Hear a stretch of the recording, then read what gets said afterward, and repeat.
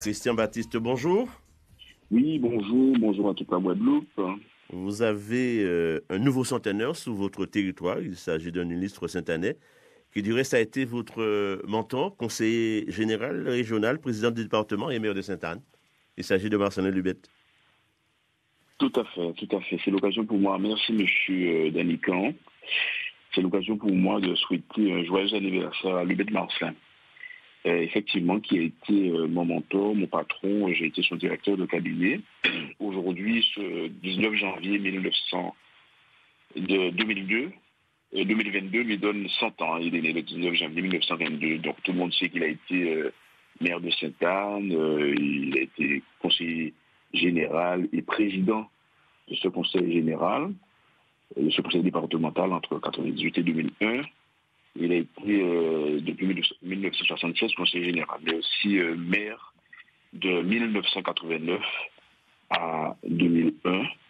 Et sans oublier son brillant parcours professionnel, car il a été ingénieur agricole et aussi enseignant au collège agricole à l'époque c'était au Régé.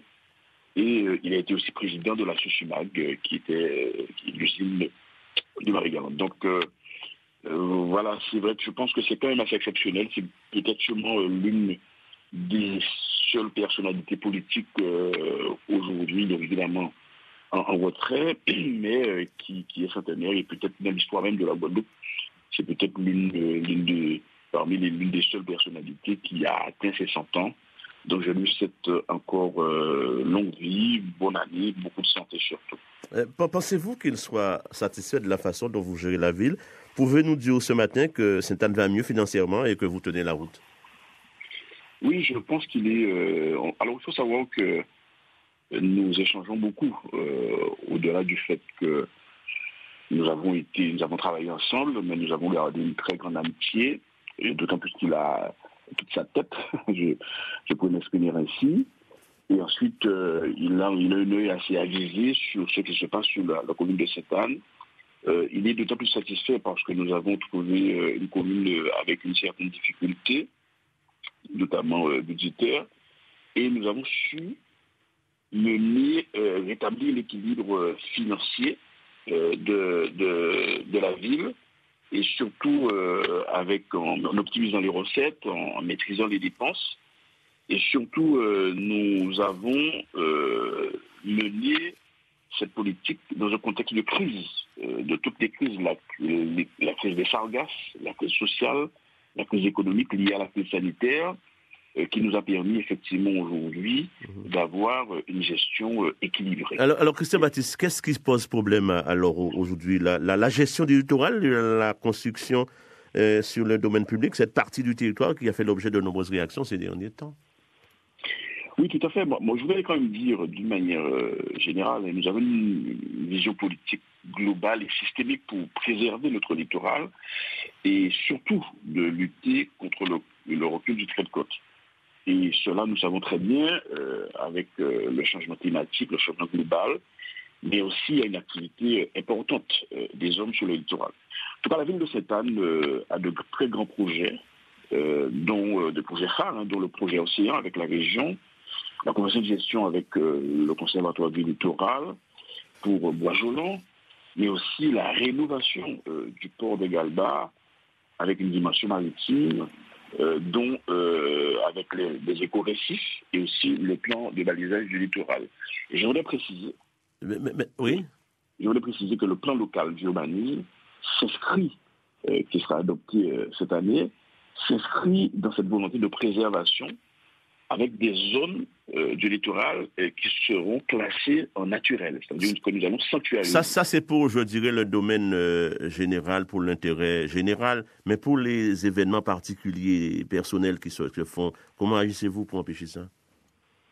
Non, mais de toutes les façons, vous savez, parce que nous avons une volonté politique de préserver le littoral d'une part, il y a aussi la loi. Il y a aussi la loi de préservation. C'est pas parce qu'on est sur le littoral, on peut faire n'importe quoi. Alors si vous faites allusion à ce qui s'est passé dernièrement sur un terrain qui est privé, certes, mais lorsqu'on est sur le littoral, il y a un certain nombre de règles qu'il faut respecter d'une part, parce que c'est une zone qui est non individualisée, on ne peut pas édifier n'importe quoi. Et deuxièmement, il y a aussi la préservation même de ce littoral. Et donc, par conséquent, nous allons utiliser tous les moyens, et notamment, c'est une zone qui est en PPR, le plan de prévention des risques naturels. Vous savez, le littoral, par exemple, la plage de Sainte-Anne, il suffit qu'il y ait un cyclone Hugo qui passe aujourd'hui, et bien nous n'avons plus de plage. Donc, il faut que tout chacun comprenne qu'il faut absolument que nous puissions revégétaliser, parce que là encore, c'est aussi, vous me posez la question, comment nous allons nous y prendre, quand je parle du plan océan. Nous allons revégétaliser, notamment dans le cadre du plan océan. Il y a un projet de revégétalisation pour Bois-Jolant et aussi pour le LE, avec le projet MOB Biodil.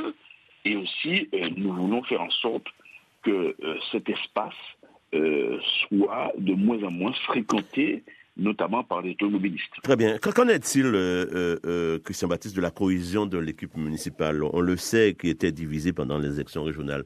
Vous avez pu ramener tout le monde à bord? Vous savez, nous sommes en démocratie, et tout le monde sait que je suis un grand démocrate.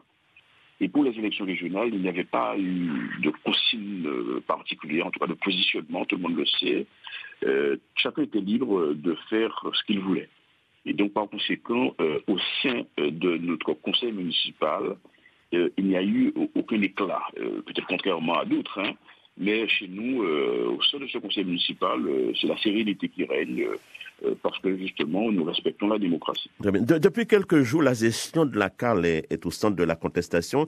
Des voix s'élèvent tant depuis le Gosier que sur Saint-François, mais pas forcément à Sainte-Anne. Vous ne montez pas en première ligne, mais d'aucuns pensent que vous êtes à la manœuvre.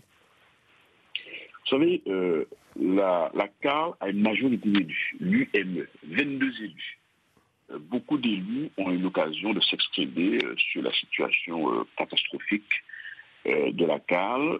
D'autres élus, évidemment, auront l'occasion de s'exprimer. D'ailleurs, vous aurez l'occasion, vous, d'inviter d'autres élus pour s'exprimer sur cette situation.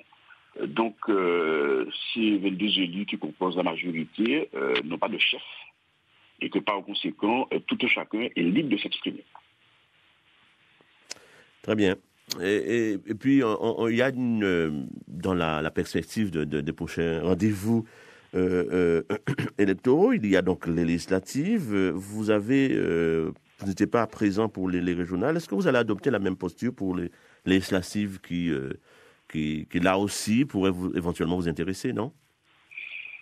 Alors, je n'aurai pas la même posture que pour les régionales, d'autant plus que j'étais aussi impliqué dans les départementales. Alors il y a d'abord les présidentielles. Concernant les présidentielles et les législatives, oui, j'entends jouer un rôle dans le débat politique et surtout être une force de proposition. Mais aussi, c'est vrai qu'au niveau des présidentielles, la gauche a quelques difficultés à se recomposer. C'est vrai que la candidature de Toubira va être très intéressante et porteuse d'espoir. Mais en tout cas, moi j'appelle éventuellement à une union de la gauche, hein, vous savez, des forces humanistes et progressistes.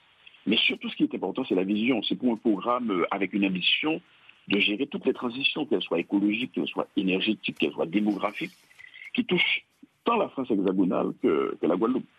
Donc, par conséquent, vous savez, j'ai un mouvement aussi politique, hein, et donc, au sein de ce mouvement, le débat aussi sera ouvert, toujours en bon démocrate que je suis, et nous allons ouvrir le débat et pour pouvoir arrêter une position. En tout cas, il faut savoir qu'effectivement que je vais jouer un rôle important et je serai une force de proposition dans ce débat concernant et les présidentielles et les élections législatives. Christian Baptiste, merci et bonne journée.